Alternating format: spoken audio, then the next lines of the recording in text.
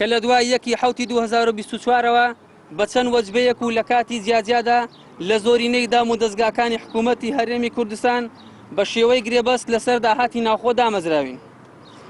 فەرمانی دامەزراندنمان لەلایەن ئەنجومەنی وەزیرانەوە دەرکراوە و فەرمانی وزاری و فەرمانی کارجێڕیمان هەیە. دڵنیاتان دەکەینەوە کە دامەزراندنمان هیچ غەلوغەشێکی تێدا نییە.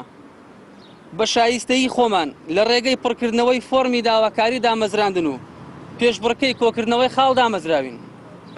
ئاشکرای دەکەین کە لە دوای ڕێکەوتی دەست بەکاربوونمان وەک فەرمانبەری حکومی تا ئەمڕۆ کە بە نزیکەیی 10 بۆ 11 مانگ دەکات لە دەوامی ئاسایی و فەرمی دانەبراوین و لە ئەرکداین.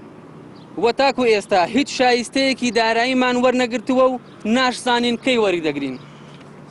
ئەمە لە کاتێکدایە کە لە کۆبوونەوەی ئەنجومەنی وەزیران لە ڕێکەوتی 19 سی 2025 بڕیاردرا بە خەرجکردنی شایستە داراییەکانمان بە بڕیاری ژمارە 279 ئەنجومەنی وەزیران.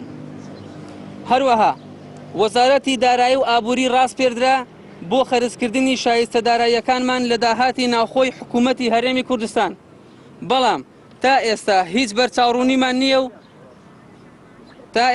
بەرچاوڕوونیمان نییە و بە شێوازێکی فەرمی پێمان ڕانەگەیەندراوە کەی وە چۆن شایستە داراییەکانمان بۆ خەرج دەکرێت.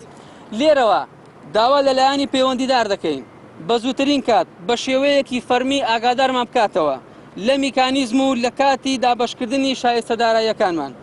بە پێچەوانەوە ناچار دەبین ڕێگای تر بەکاربهێنین بۆ وەرگرتنی مافی ڕەوای خۆمان.